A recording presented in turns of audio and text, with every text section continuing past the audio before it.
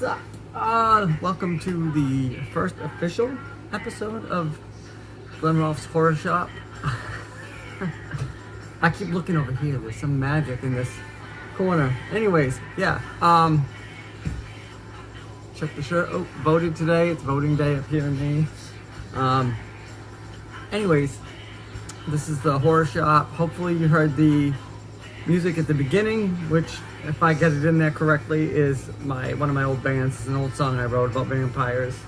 Speaking of vampires, we've got Until Summer Comes Around. This is my latest. If you guys haven't checked it out yet, please do. They get this beautiful, look at this, hardcover edition. I like doing this as a hardcover books. Anyone else like pretending like we're back in the olden times, taking off like the slip jacket and just like put it up on a shelf or something like this? What is that?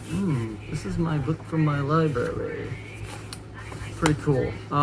Yeah, so that's the hardcover. These are all available. You can order them at Barnes & Noble, online, anywhere at the retail. You can get it at Target.com, probably Walmart.com. I just learned something in this interview that I've got coming up with Hunter Shea today about Flame Tree signed with Simon & Schuster to do distribution. So hopefully a step in the right direction with the publishing business for us at Flame Tree. Community news, I'm not going to touch on anything going on. I'm kind of been staying out of the loop on social media, just focusing on my own stuff. I do have some new books or newer books released. I'm going to kind of focus on right now. I got to get to this. It's freaking huge. But I know Todd Kiesling, he's amazing. He's a great writer. He's one of my favorite writers, actually. So I've been waiting for him to write a huge novel, and this is it. And I'm going to dive into this soon, hopefully by the end of this month. I'll be doing this one next. I got this Paul Tremblay's Survivor Song. Oh yeah, Todd Kiesling's Devil's Creek on Silver Shamrock. Great company, great writer. I got this cool, for you bookmark lovers out there, I got this cool bookmark when I picked up this Paul Tremblay book. Goes with the shirt, right? So yeah, I'm looking forward to that. Starting that one next, and I got my first Nightworms. Their little bundles they send out. This was in there, Mexican Gothic, and there's a cool little bookmark in here too. That's pretty cool. That came with the bundle, so I'm gonna check that out before the end of summer as well. Joshua Marcella, local author up here, local horror author, sent me a copy of Scratches. Thanks, Joshua. Got to meet him a few weeks ago. He stopped by with a Bruce Springsteen record for me because he's a fellow vinyl guy. So he also sent this cool little big copy of the cover. Dave Dick, is that the name of the guy that does the art? Looks like it. But yeah, so thanks Joshua again for those. I'm gonna frame this and put this up somewhere. Also want to frame this just to let you guys know real quick. I'm working on this novel right now, August Eyes, coming from Flame Tree next summer. I'll be my second book with them. Really cool. I'm really excited about this. There's a serial killer involved, so it's got a little bit of influence from My Favorite Murder, which is my favorite podcast. So we got a little bit of research I've been doing on serial killers that's gonna slip into this one. It's also got a little bit of the Wes Craven shocker vibe to it, so it'll be a good mix, I think, of old school leisure horror with newer horror, more serious minded. So it'll be fun and hopefully really suspenseful for you too. Jumping back into this book, we're talking about bookmarks. Look at this old school. Look at this old Sam Hain. That's pretty cool. I only have like a couple of those hanging around, but jumping back into this, I'm only about 50 pages in, but Stephen King's Doohickey. This is a cool cover I found. Version. I don't even remember where I got this. I got this offline somewhere, probably eBay. I love that cover though. And he's just got to the place in Florida where he's going, the character. If you've read it before, you can leave comments if you like it.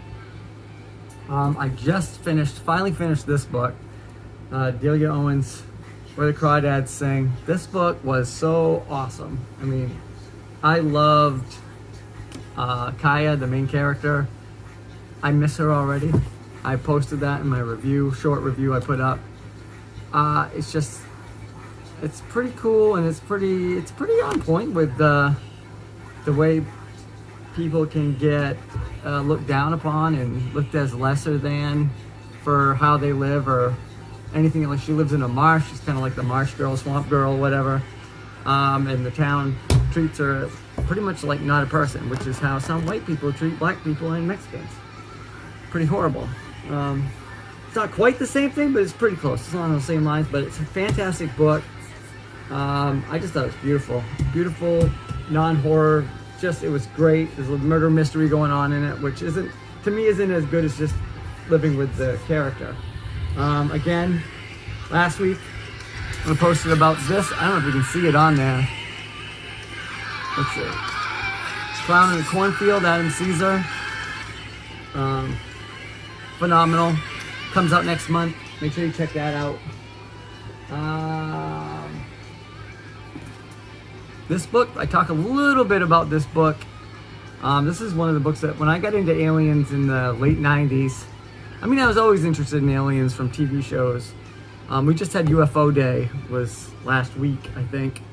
So it got me thinking about my old favorite pastime. Aliens, any movies like the Close Encounters of the Third Kind, V, the TV series, miniseries that was on ABC, I think. Alien Agenda, this book by Jim Mars, was something I jumped into and loved, and I still go through and read pieces of it from time to time. It's a great little, that's a great starting point for anybody that's really getting into aliens. Check this book out, Alien Agenda, Jim Mars. Anyways, I think that was about it. Community-wise, new stuff. I know I put it out there for anyone that wants to know what I'm writing, wants to watch this and find out what's going on. I'm gonna do next week. I think we'll do some writing advice. I'm not gonna get to it this week just because I interviewed Hunter Shea. He was awesome enough to come on and do this with me. I've been on Hunter's Monster Men a ton of times, and I've been on there twice. But Hunter's also got a new book out. I don't know if you can see that. It looks crappy coming from my camera onto the Misfits. It might be backwards still too. That's his new one that comes out from Flame Tree this fall. I think September it comes out. But Hunter's on. Hunter's a fellow UFO lover, alien guy. So we talk a lot about aliens in this interview that's coming up. We touch on a few things, new books, writing, westerns. So yeah, I'm gonna it's pretty, I think it's like a 40-minute interview or something. So check that out. I hope you guys like it, and we'll have some more interviews hopefully in the coming weeks and months, and I hope you guys dig it. And if you guys have any questions, send them to me. You can find me on Instagram, or my new Twitter page is at author Rolfe. So it's author GROLFE. You can find me there, follow me there if you want.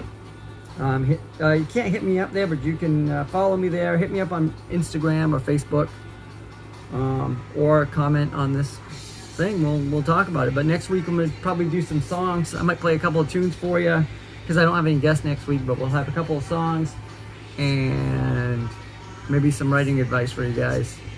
Otherwise, check out patreon.com/getrolfe and find me there and find some stories. Anyway, so I want to thank Hunter Shea way up front for doing this with me, and without further ado, my interview with Mr. Hunter Shea.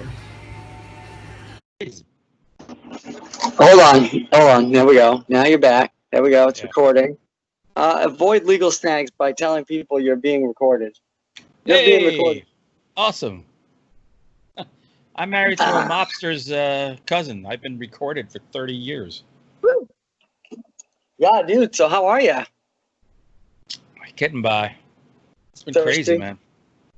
Yeah. You're still locked away in your room? No, it's like I go to work I work the whole time, but remotely. But now I'm in the office like 3 days a week, but it's like I'm just in the leasing office, like locked up. Nobody can come in at me. It's kind of nice. Is it just you in there? Yeah, me Yeah, I and know the maintenance guy. My wife's working from home mostly, but she can go in a couple of days to the office. They're only allowed like 2 or 3 of them in there at a time, so they've split them up over different days. So she does that, and there's like only like one other person somewhere near her. They're not Yeah. real close. And I just started going back at the hotel. Opened up last weekend. Right. It's been pretty slow, which is fine with me because the less people, and everyone's from out of state just about. So we've got pretty good precautions. We've got like the plexiglass, and we're wearing our masks and gloves. And most of the people that come in are wearing masks too. So that's been pretty cool. Yeah, Still nerve-wracking. we booked a trip to Maine over a month ago, but then we found out about their restrictions are coming. I'm like, oh fuck this! I'm not paying $600 for coronavirus tests. Now they changed it where you can, because New York now we're one of the accepted states. You guys are welcome. Yeah. So Come on out. we might just come up. We don't know whether we might come up for like 3 or 4 days or a week. We're not sure. So we're going to make that decision the next couple of days because I'm on vacation the week after next. I kind of figure out. I'm wondering who was policing that too, because at work we ask, and if they tell us, yeah, we did, yeah, we can't, like, you show us papers right now. You've quarantined for 2 weeks. You better have. I want proof. Where's the video? Well, when I was talking originally to the hotel that we originally booked at Tarryawile Resort, they were like, yeah, you have to present us your negative test results within 72 hours. Yeah. I'm like, in New York, you can't get results within 72 hours. It doesn't exist. It was the stupidest thing. No, I had a woman that called from New York that was coming up, and she's like, I had my test. Do I need to bring my papers? Because some people have told me I need papers. I was like, what? No, I don't. We don't. Right. We only had like 4 deaths in the last day. It's so weird because it's not like we're acting any better. Like, we had the same fucking riots and protests and people all over the place on top of each other. And it's been a month now, and our rate is going down. I don't know if it's burned itself out here for now. I don't think anybody knows. So let's hope so. Yeah, that's what everyone's talking about. When are we going? I was at my mother's house, and they started talking about going. Oh, when school comes back, and I'm like, oh, who knows when that's going to be? I know they're saying we're going back on time, but it could change next week. It could be. Look, your governor reacts to like 4. If there's 4 cases, she's ready to shut everything down. So there's no way. Yeah. I don't think so. And I've told everybody that, but no one wants to listen to me. I'm like, because they're all we're probably going to start the school year, I would imagine, some sort of home virtual learning like we ended it. And hopefully we can get back into some sort of new normal after that, I'm just like, right off this year. What's the big deal? It's a year in your life to make sure that everyone else is alive. Who the fuck cares? And I've been like that with sports too. Like I was excited that basketball and football and everyone's trying to get this stuff going. And now it's at a point where I'm like, you know what? It's all going to collapse. 2 or 3 people, the wrong people are going to get it, and it's going to be over. So why even bother wasting time and putting people in jeopardy for what? Yeah, I can live without sports. As much as I'm dying for it, whatever. Right. Look, the Nets don't even have a team. Like, most of the Nets have coronavirus, and the other ones don't want to play, and now they're just picking up Jamal Crawford and anyone they can find on the scrap sheet. So, oh, yeah, that's right. Because Kyrie wasn't going, right? Because he's injured or something, and Kevin Durant still. He's not going, and then Dinwiddie is not going, and then 4 people have coronavirus, and other people are like, I'm not going. I'm like, so what team is this even going to be? Right. And were the Nets like one of the bubble teams? Were they like, no, I mean, they're all in the bubble, but I mean, on the bubble for the playoffs? Yeah, they are. Yeah, I don't get that, letting these last couple of teams. I mean, if you're going to have it, just do the playoffs right now. Let them practice with each other for a few days and then start the playoffs, just the playoff teams. Yeah, what is 7 or 8 games? Who cares? Yeah. I mean, I guess it's to get them in shape or whatever. And I don't know. It's crazy. It is. So yeah, that's always fun to talk about that. Hey, now what are you going to call your show?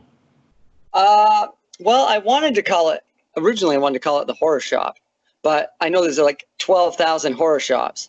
So right now, It's just called Glenn Rolfe's Horror Shop, and I wanted to call it Horror Shop because I was thinking of Metal Shop. You remember Oh Metal? yeah, Metal Shop. Metal Shop. Yeah. Yeah, I look for that on YouTube, and sometimes you can find like old episodes that somebody will just upload, and it's just such a flashback because I remember sitting up on my bunk bed as a kid, tuning in and catching that show on like Friday or Saturday nights whenever it was on. Right. So I didn't have cable at my house, so I couldn't watch Headbangers Ball, but I could. I didn't my either. Get in Metal Shop, and that would be awesome, be amazing. You should call it Horror Vagina.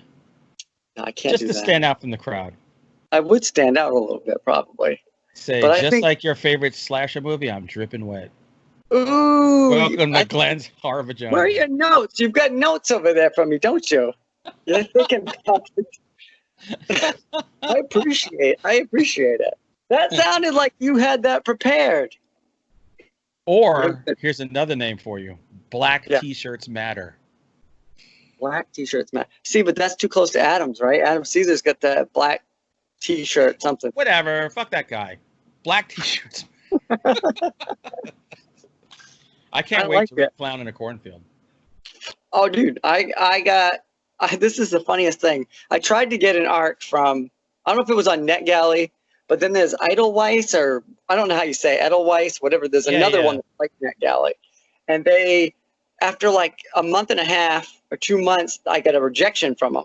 I was like, fuck you. I want to read this book. If it's good, I'm going to tell everyone about it. And I like changed like 2 things in my profile and then requested it again. I got it like a week later. They approved me. Oh no way.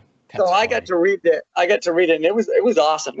And it's so funny because I was just talking about it the other day. Like YA, I didn't know that young adult novels could be full of swear words and sex murder, and mayhem, a whole sex. lot you could do. Yeah. I was like, what? What? There's no. To me, reading Adam's book, there wasn't really a difference. The only difference was that I noticed was the lingo. You know, the kids. I mean, even us, we'll try to match the lingo to the right age. But his was definitely more modern, more what I hear like my daughter and stuff saying now. You know what I mean? Stuff that I don't fucking say. But I think he nailed it from what I've overheard of the teenagers in my house. So I think that is really where it's geared towards them because it's right. you know, because as adults we don't want to read that. Right. Shut up! I hear you enough, kids. But it was really good. It just, to me, it just read like any of his fun horror stuff that he does anyways, you know? Yeah. No, I'm psyched for that. Yeah, I saw the first fuck I ran into, I was like, you can't do that, can you? Oh hell yeah! Couldn't You get could even to get over that. you can't do it in middle grade, but middle grade you can do a hell in a damn. But once you get to YA, you can do everything: drug addiction, everything. That's pretty cool. That's Yeah. pretty exciting. But yeah, that one's definitely worth reading. So you'll be pumped soon. Anyways, I think it comes out next month. Yeah. Once And I go through my pile that I have. that goddamn pile. I know about the goddamn pile. So let's ask some questions. It's funny. I went back into my computer and I was looking at some of the interviews we did years ago.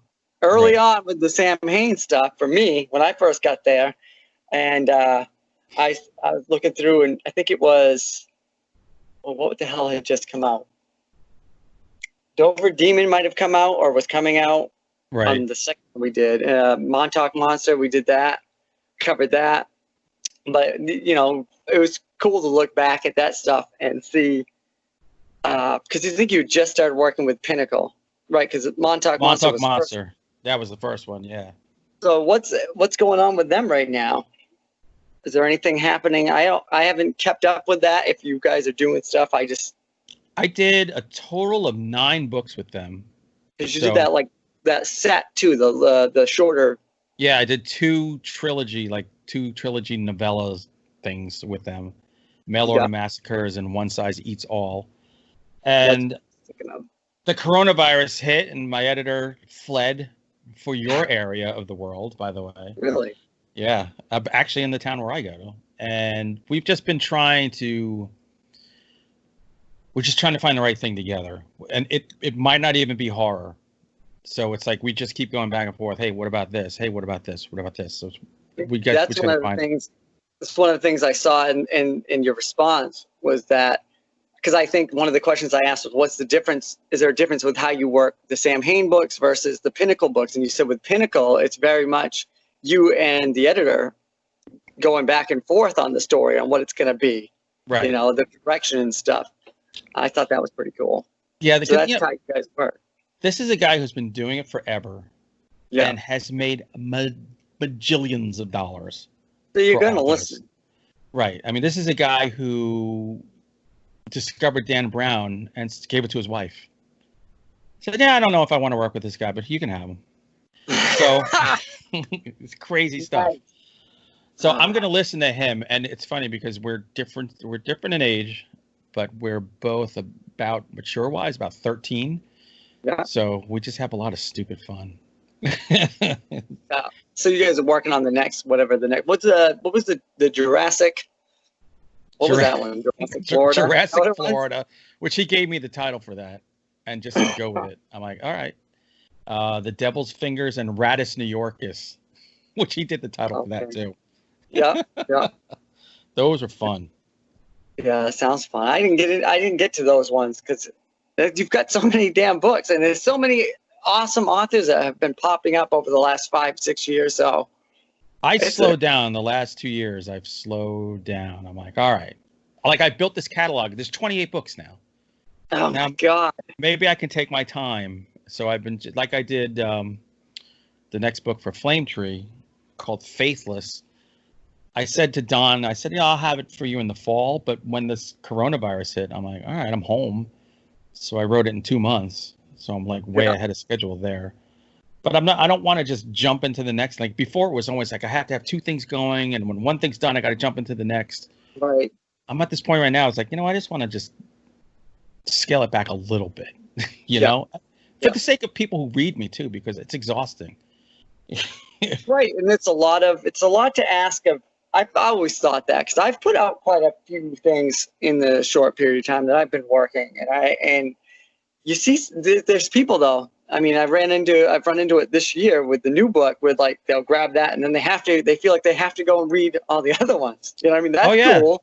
If they want to go out of their way to do it, like they make it their. I feel like that's making it their choice. They've decided to do that. They're diamonds. They are absolute diamonds, those folks. Yeah. Yes. Yes, for sure. But they're also rare. You know what I mean? Diamonds. There you go.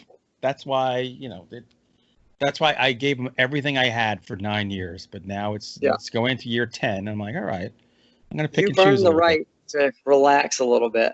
And we got to tell Jans that, I think. I don't think Jans has got that memo yet. Yeah. He's a teacher. They barely work. So he's got all that time.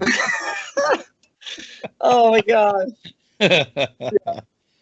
So your next book for Flame Tree is Misfits, right? The next one that's coming out. Yeah. I've got a copy. I haven't got to it yet, but I've got I downloaded a copy from NetGalley because I've got the instant access. Russell James sent me a message on Facebook today. Yeah. He said, halfway through Misfits, Melonheads, man, seriously, you have some issues that require therapy. I'm like, that's perfect. Best messages. I love messages from fellow authors when they're like, what the fuck? Or, By the way, I'll give you a little behind the scenes. He says that about most of the things I write. Yeah. So if he's willing to pay for my therapy, you know what he thinks? I wonder what he thinks you're doing in the middle of the night every night. Oh, look, you talk about Jonathan Jans. Like on the surface, he seems like the all-American guy. Like he should be wearing Captain America's outfit. Nah, he's a dark dude. There's something going on there. That exterior is hiding something. He's totally Captain America. He's got to be something going on behind those eyes. He's got the the hole in the basement with the lotion in the basket. I hope he doesn't have that, but he's definitely got something going on out there. Or otherwise, it's just not. Who did you remind me of? I read The Outsider, the Stephen King book. Yeah, it was so good. And you just reminded me of that the main character that they were after that they thought did it, or they're trying to prove did it, like the perfect guy, perfect coach, just a perfect person. I'm like, that's Jans, and then I'm like, this is totally him. I mean, Absolutely. that just seems like the only way that we would get him on anything is if he had some sort of weird doppelganger out there that's just fucking completely demon, like, I don't know. That seems like the only way to get him. I love him, but my life's goal is to destroy him, to out him and destroy him. So I will do it. You're just gonna try to find a way to get him drunk in public. That's what you got to do. Oh my God, please. I've been tricked. People have done that to me all the time. It's definitely not You've been me. tricked? Yeah, they've fooled me. I turn around and next thing you know, there's 10 beers that are gone and I'm upside down or dancing on a table. It's totally not my fault. Can't believe you made me drink those beers.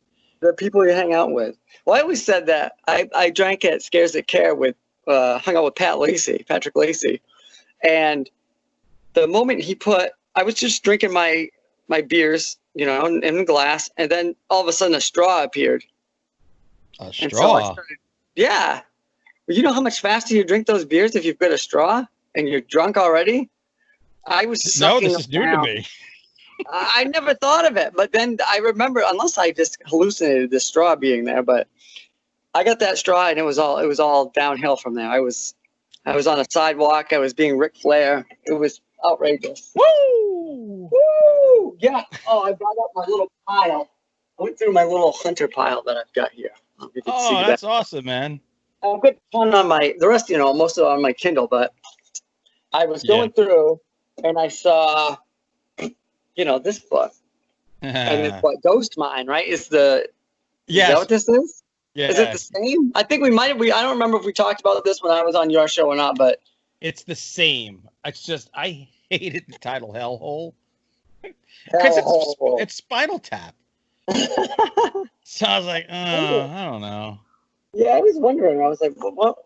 There's a name change. But, I mean, I think you mentioned this in the conversation that we had, one of the interviews, and you had talked about how, I think it was like, what book of yours do you wish more people would check out? And maybe it was the latest. I don't think it was the latest book. Maybe it was the last one or something. But you had mentioned that one. You were really proud of that one. It's and right now, the splatter western. Have you read any of these new splatter westerns that are out? I haven't read them, but I keep seeing everything about them. Now, see, this isn't a splatter western. This is kind of like a Mike Hoffman. Yeah. I've started the other two, which so far are awesome. But this one, I've read this one pretty quick, and it is fantastic. Yeah, it looks so cool. But yeah, that made me want to go back. I mean, it doesn't have to be splatterpunk. I'm just like, I've always, as probably people even my age and a little older, grew up with dads that watched all those Clint Eastwood movies. You know what I mean? So, and then horror fans next to that, it's like, it seems natural. You're like, I mean, it's probably not easy to do, I'm sure, but when it's done, I remember when I was writing that, and then Don said, "Oh yeah, Jans is writing a Western horror. So is Eric Red." I'm like, "Oh, fucking, we're doomed." Because it's just one of those subgenres that just doesn't get a lot of attention. And you know, mine is kind of like I always think of it as like a Spencer novel mixed with the Old West and some horror. It's just weird Western, I guess. But weird Western. No, I never did read it, and now I'm reading this other book. I'm like, I have to check this out. I've just started reading some other Westerns that I found either on Kindle Unlimited or whatever, which I don't know how the quality on those are, but just getting into it, just checking it out again. And like, I've never actually read Western books. I've just watched the movies, you know what I mean? Right. And I think it's what I've read so far. I've loved it. You know what I mean? It's just another. I love it. William Johnstone, I read about 30 of his Westerns. I went through the store and I saw he's got about 53,000 books on the Barnes & Noble shelf. So yeah, he's been dead for a while, but those books just keep coming out. One you haven't read? That's it. I read them all. And a Longmire book, because I love Longmire. But nice. I'm in Barnes & Noble, and I look up, there's a horror section. Yes. I was like, what? Now, granted, 98% of it was Stephen King, but at least there was an acknowledgement that it's a genre. It's I went up to my store to pick up the new Paul Tremblay book, and found that. I was like, yes, but then I was like, hey, because it's my local store, you know. I'm like, I've done a couple of book signings there, and I'm like, you know, we got to get my new book in here, and they're like, oh yeah, we will. But then they said they went into the computer and they said they can't order it until it's in their warehouse. By the way, we're now associated with Simon and Schuster, so that shouldn't be a problem. Really? Yeah. I did not know this. I did see that Don had sent me something about my next book that's going to be coming out next year, and it had Simon and Schuster, something about giving them something. They're part of like a distributor for Flame Tree. Wow. So that's awesome. Yeah, I didn't even think to ask him what that was about. I saw I saw it in there, and I'm like, wait a minute. But he was like, I need this by, as soon as you can, because it's something I was supposed to give him like months ago. That questionnaire? Yes. And I always forget how long it takes to do that. That thing is agony. Oh my God. I'm like, I'll do it. I'll get it to you tomorrow. And then I worked an overnight because I had to cover for somebody this last week. And it took up my whole night. I thought I'd do that real quick and then do some writing. And my writing was all that. I was just like, oh, it's a good problem to have because I love the company so far. But I always have to think back to, there was a day where if you asked me to do that, I would have gotten on my knees and thanked God I could do that because a book was coming out. Right. But yeah, luckily, you saved the template, so you got a lot of it already. Yeah. And then you just have to add new stuff for the new book. But yeah, I have to do that for him too. Thanks for the reminder. Yeah, no problem, man. No problem. Oh yeah, other thing I wanted to touch on with you, because I thought the reason I thought if I'm gonna have anybody on this show, if I try to get this thing going for real, it was UFO Day had just happened. It was like the day before or something. Yeah. I thought instantly when I think UFOs and horror, I think of you. I mean, I could think of Whitley Strieber, but I thought don't think of me in the same light. We've talked so many times about this kookiness that I said we're gonna get Hunter on here. Let's talk some UFO crap. Well, have you done about this? Besides the Dover Demon? Have you done any other? I've done like some short stories, but I've never done a full novel. I don't know which angle to take. Every time I try to start, I go, that's been done. I want to do something original-ish. Yeah, exactly. So I don't know where to go yet. But I did a cool short story about some guy who just kept getting abducted and waiting for aliens and stuff. It was some weird stuff. But here's something.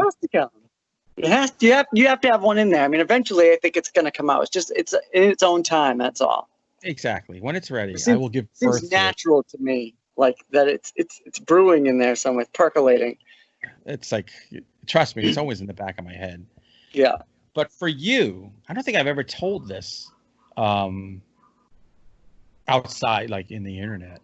My dad was stationed down in Fort Bliss, Texas, in the Army in the early 60s. And like my dad was like just very practical, no nonsense guy. I remember one day he was, he had a few drinks, and we'd had a few drinks, and he started talking. And he said, yeah, I remember when they got these people from White Sands came to Fort Bliss and commandeered a whole area that was on lockdown. And we weren't allowed to go anywhere near there. And we were all told it was stuff that came from space. And what? And there was a rumor that it was aliens. And the best part, it was moving to Wright-Patterson Air Force Base, which is eventually where everything went.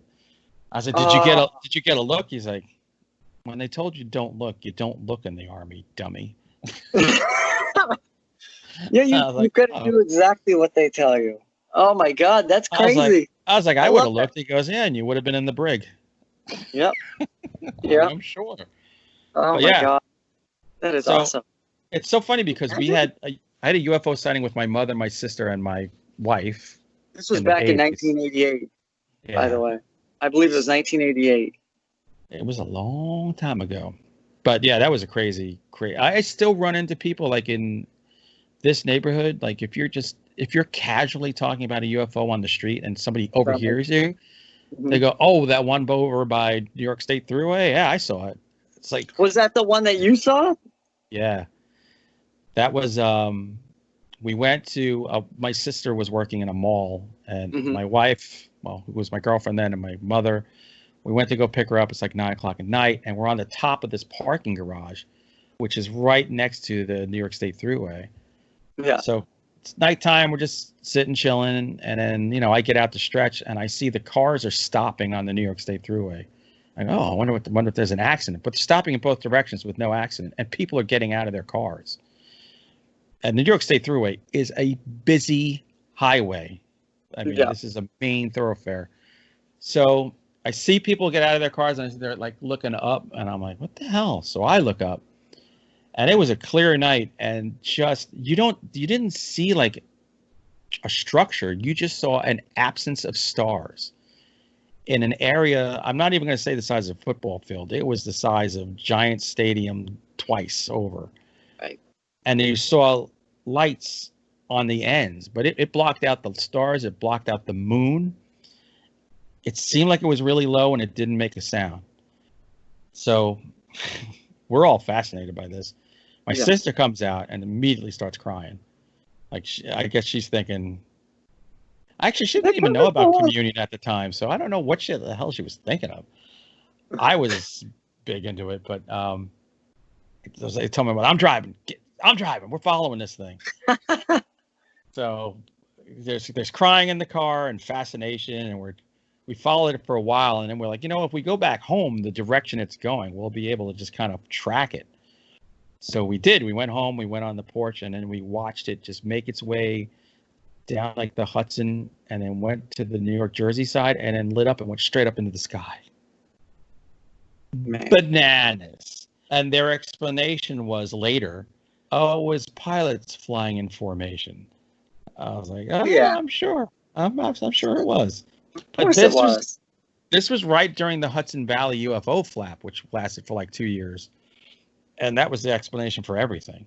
It was always, it's pilots flying in formation. I mean, who the hell are all these pilots flying in formation that can block out chunks of the sky?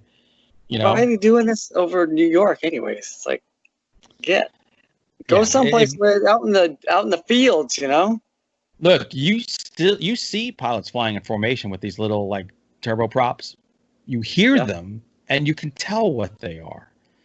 And you can tell when it's not them. I don't know what the hell any of this stuff is. I don't even say it's aliens. At this point, I'm just thinking I'm so like convinced in this dimensional layers that sometimes they just overlap, and you're just seeing rip through or something. Yeah, like me and you living in another world where that kind of shit's normal. Can you imagine? See, that's how you get it. That's the start of your book right there. You've got to use this experience. Has to be the beginning. And then you get to decide what it was, and who it's going to affect. What I'd want is like for the dimensions to overlap. And so one day I wake up and the other me from the other dimension, I get the bottom half and his junk is huge. Just like the clapper on the Liberty Bell. I just make a life in porn, and everything is all better. Oh my God. That'd be a different life, I think. I think that'd be slightly different. Maybe that's what if that ever happens, then you could do that. You could take that and make a business out of that. If you could keep off the drugs, man, you can make a lot of money in that. And it's impossible to lose money in that industry. It's outrageous. That's outrageous. I didn't think that was going to come out of that, honestly. No. That's good. There's a lot of bad shit in here. Yeah. That's why maybe I should not be talking. We can blame any of this on the pandemic right now. We could say it's totally the times. That's the conversation of the times. Yeah, man. Just people were talking crazy. Fucking crazy shit. There's nothing of the times anymore. Everything has to match whatever the current mode is. Oh, scary stuff. Every time we talk, we get really serious. Have you noticed this now, the last 2 times? Last time we were talking about pandemic and we were talking about all that stuff. Now we're talking about this weird cancel culture and everything. See, you can't even just kick back and have fun. It's therapy. Maybe it's therapy for us. I don't know. Maybe I wanted to reach out to you because of this. The aliens was what made it sparked it. But in the back of my mind, I was like, I have to talk to Hunter about this. I'm paying a lot of money to a therapist. Hey, you know Just the go to new France. That's all you it gotta do. should. The new UFO hotspot is Ohio. If you're looking for the state with the most UFOs right now, it's Ohio. I don't know. There's a lot of crazy people in Ohio.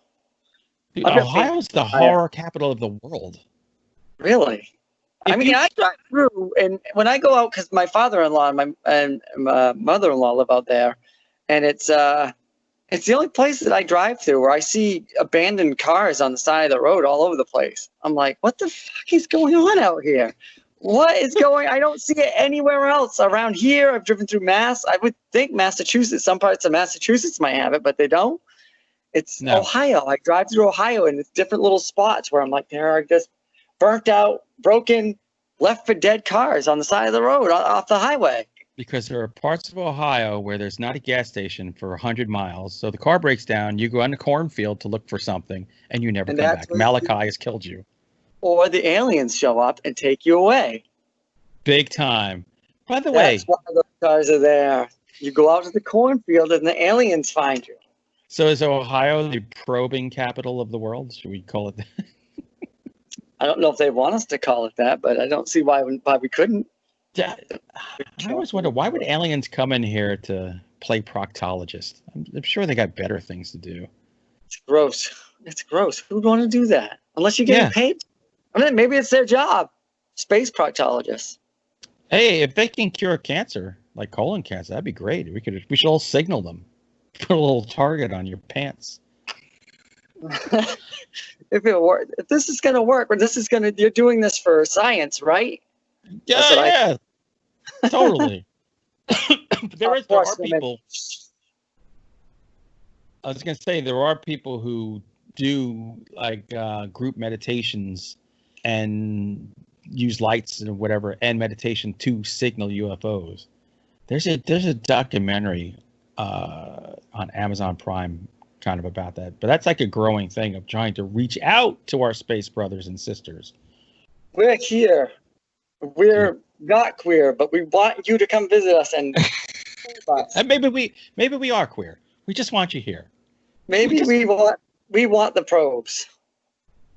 I don't know. See, I where don't does it know go? if I'd want that. I just No, I don't don't know want if I'd want that. My wife What? and I were Not just talking coming? about. You don't want the aliens coming at all, or you don't want? I don't want to come for me. I was gonna say, because if you guys come up next week or whatever, I'll come down with some lights and we'll try a 2-man, Look, whatever, get their attention. that's perfectly good because the bonfire will be going, I'm sure, the fire pit, and they'll be drinking. We can signal whatever we want. But when I'm sober, like, take my neighbor. Like, don't take me. I'll watch. That's kind of cool. Because I suspect. I'll bring you down, but don't come. It's for them. You come take them. Right there. See that guy who plays that music loud all the time, and I tell him to turn it down? Take him. In my neighborhood, I'd be like, you see those red, white, and blue signs with the capital T on them? Take those people. Take all of those people with you. Back up in those sheds, please, please. And the flags, especially the flags. If they've got a flag with it, that's extra points. Take them. First of all, take anybody running for president. Take them all. Take them all. Although they might not be alive by the time the election comes. They're both in, like, the high risk zone. Although Biden won't come out of his cellar, so he should be okay. But you never know. You never know. You never know. Trump he's possibly like a lizard person that David Icke is always talking about, so he might be impervious to this. Yeah, I think that orange makeup is not like tanning stuff. I think it's actually it's the skin makeup he chooses to cover up whatever is underneath that. It covers the green. Like, orange must cover the green better, so you can't know it's a lizard person.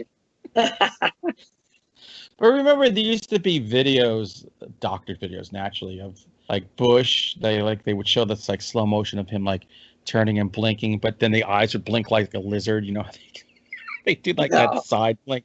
Yeah, I was like, oh yeah, there we go. That's how I know he's a lizard. What's that? Is that from V? Is that what that's from? It's straight up. Yeah, exactly. I think that whole theory came from V. Something out of there. Man, I remember that when I was when I was a kid. I don't know how old I was because that was was that early or mid 80s? I think I watched it at my grandparents, so it's probably early 80s. I know I was little, but I know I was totally fascinated with it right from the get go. When I it love peel that off the show. skin and they'd have the gross green lizard, crappy skin underneath, it was like but you couldn't like go anywhere. And eating the mice and all that stuff. And Right, now Freddy Krueger was in there too, right? Freddy Krueger was like one of the good guys or something. Yeah, and the blonde girl, I forget her name. I was in love with her at the time. I can't remember her name.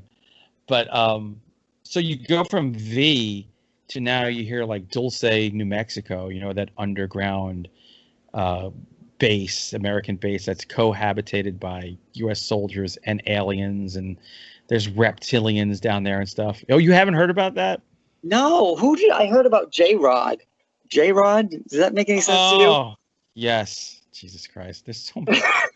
That was from George Norrie and whoever he had on talking about J-Rod. Maybe it might have been even Art Bell. It might have been because they play some of the older episodes on one of the radio stations once a week or something. Back in Time or Somewhere in Time with Art Bell.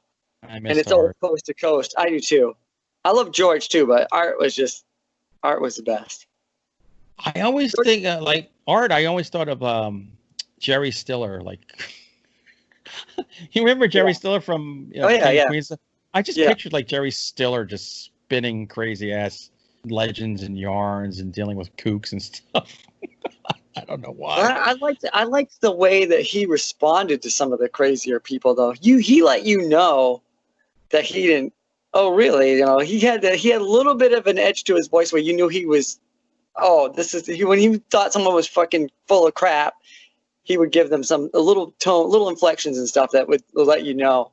Whereas George is crazy because he just plays. He loves to seems to play right into it and just takes it all serious and sounds like he's really.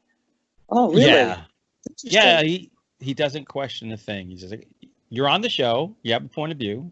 He's there to give you your point of view. He's there to give you play. Like Jim Harold with all his paranormal shows. He's very much the same way where he doesn't fight back. Like sometimes when I would listen to his show, I'd be screaming at whatever I was playing the podcast. And I'm like, he's full of shit. Like call him on it. Yeah. And I like that about Art. But I like both. I like that opening up to whoever. You get the craziest people on doing that because they feel the freedom to spout their madness at you. And they give him a lot of time. Right. But yeah, when I catch those old ones with Art and I get one of those moments where he's got somebody really that's, especially the call-ins, the people that will call up on a Friday night at 3:00 in the morning with their tale. Oh, really? He said. Oh, I love it. You know, it's great stuff, man. And you know what?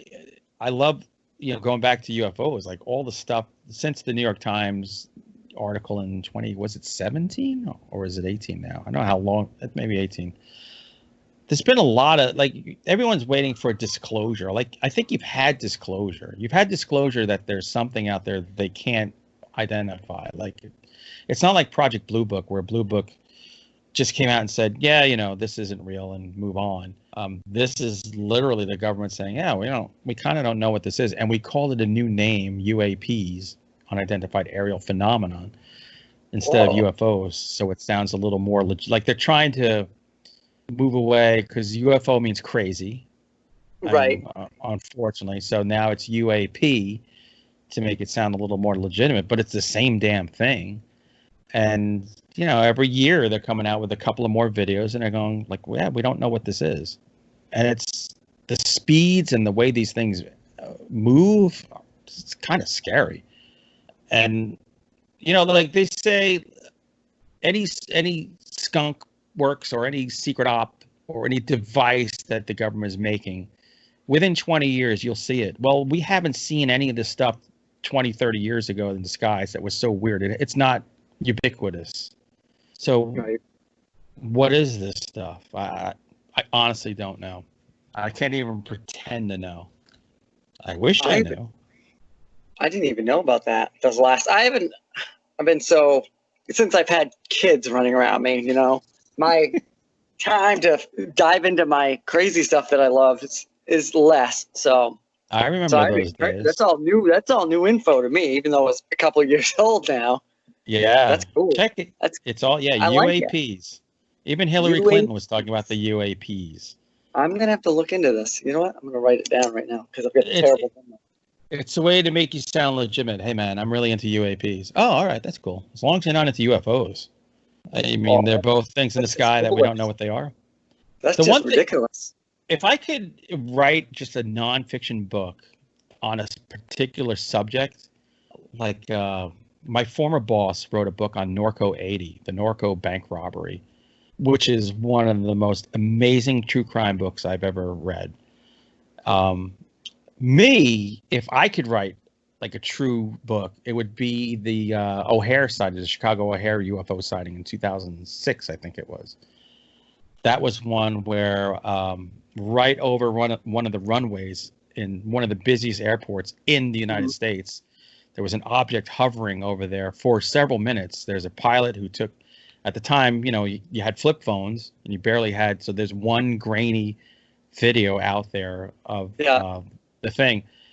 Not only did people in the terminals stop to look at what's going on, the pilots stopped to look what's going on. Air traffic control went bananas. The highway on the side, everyone was stopping. And then when the thing took off, it punched a hole through the cloud. I mean, that was witnessed by thousands of people. And it was in legitimate papers, the Chicago Tribune. It was everywhere when it first happened. Like, that's one. I would love to take like 2 years of my life off and just dedicate it solely to doing that. Interview all those pilots and everybody else that was right there. Everybody I could possibly find. So if you're a publisher and you want to waste your money on a UFO book, listen, if my generic publishing ever got any traction, Alien Agenda Publishing, we would definitely go after the book. You got the perfect name. I do. It's been with me since I read the book Alien Agenda years and years ago, like the late 90s or something. And then I had a radio show at college. I had a college radio show, and I called it the Alien Agenda. We played mostly punk music, but some Iron Maiden and stuff thrown in. I might have snuck in some Poison. I know I played like punk bands covering hair metal bands. I know I might have did snuck in some Poison. But yeah, so the Alien Agenda has just been with me, and even though I had a different title for the publishing company. It was something to do with a play on lobsters, but I don't remember what the hell it was. I can't remember what it was right now. I did, but I don't remember. If for some reason I think what I wanted. Oh, what the hell was it? I can't remember right now. But I looked it up, and there was already somebody using it. Is Alien Agenda that book by Jim Mars? Yes. Okay. Yeah.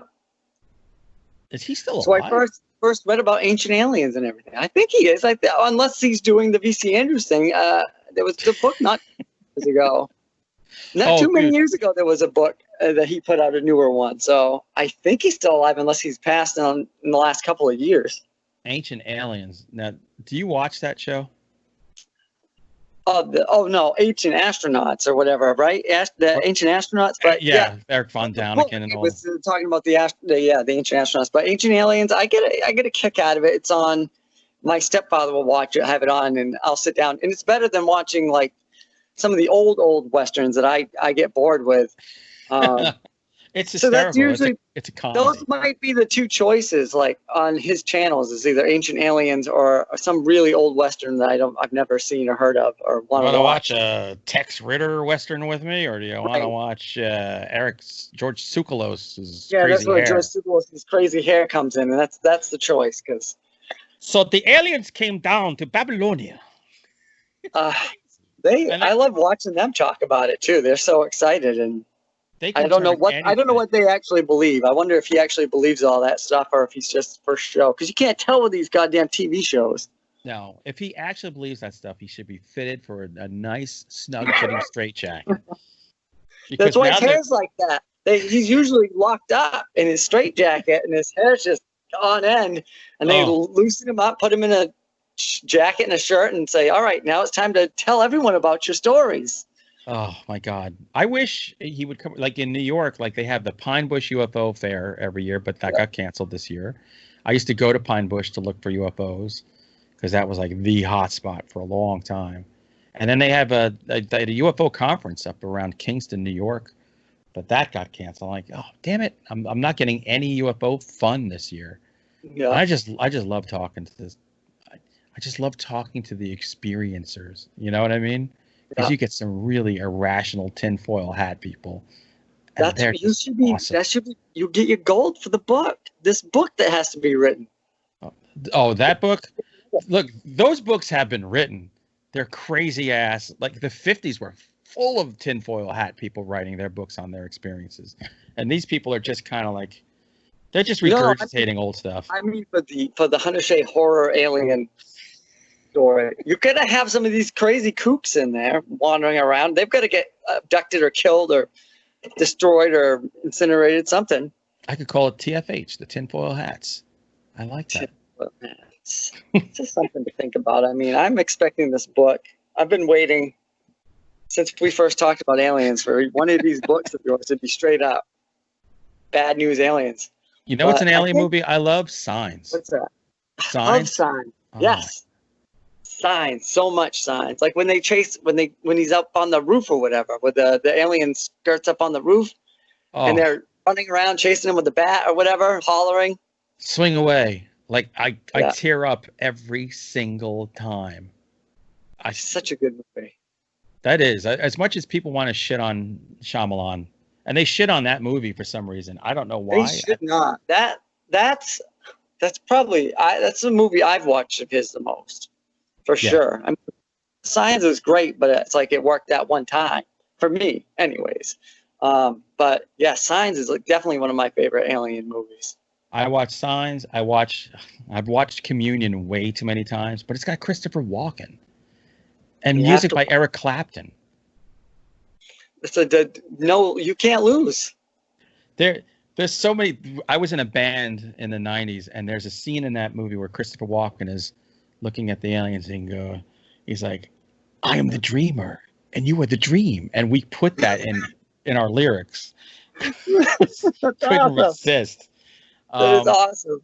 I love that. I love Fire in the Sky. Fire in the That's a Sky. creepy, Yes. creepy movie. The Fourth Kind. It's Yes, the fourth kind.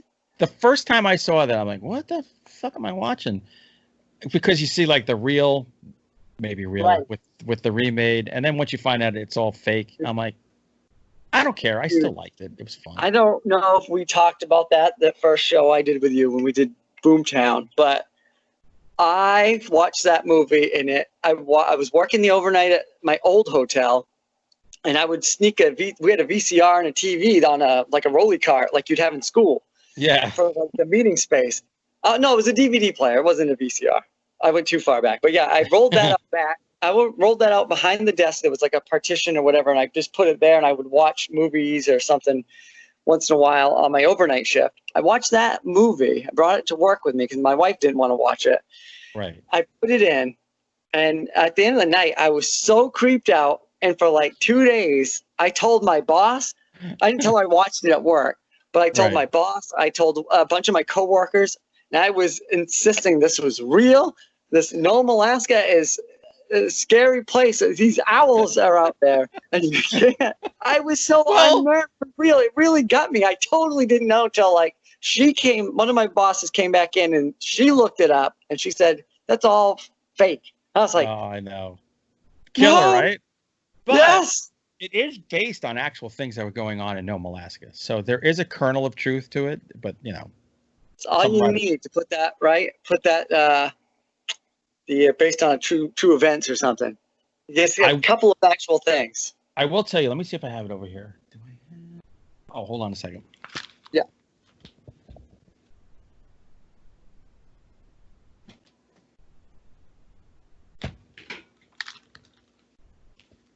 I'd heard about this movie forever.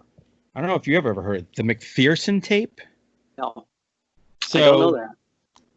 I remember at one time people said it was somebody recording a birthday party and they actually recorded alien abduction. And I was psyched about that. But then as time went on, I heard, oh, actually, no, it's actually the first found footage movie. This is from the 80s.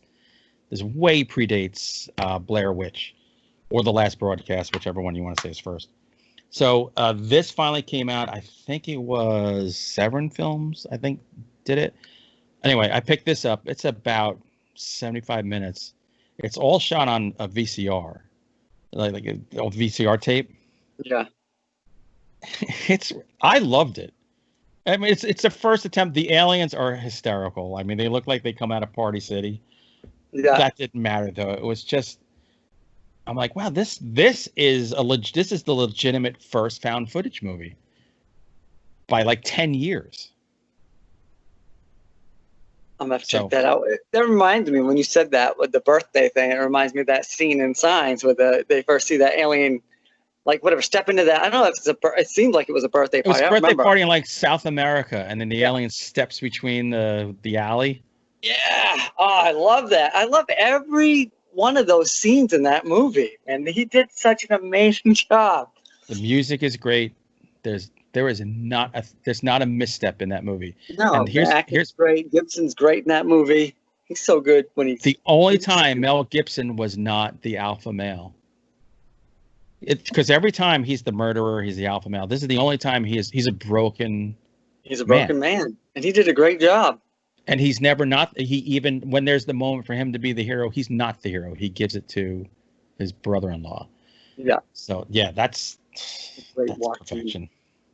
That is. I think I might have to watch that tonight before I go to bed now. I'm literally I'm sitting going. Like a year, so. It's over here. I gotta find it. I think we're watching this tonight. Yeah, totally. All right, man. I think we're gonna wrap it up there. Thank you for doing this for me. A pleasure. I will come on your show anytime. And thank you for suffering through the figuring out what the fuck was going on with all this shit. Been there, done that. And by the way, it was so enjoyable. I didn't have to keep hitting into my whiskey. So see, it was all good. Oh, all right. Sounds good, man. Yeah, if it works out and I can get this, I'm just trying this shit out. So if I can get it to be something that I like, how it comes out and how it looks and how all the interviews and stuff go, I'll definitely have regulars on, man. And you're definitely one of the guys I love talking to. So anytime, and I will let you know if we're definitely going to go up to Maine the week after next. So maybe we can set up a day we can meet up. Yeah,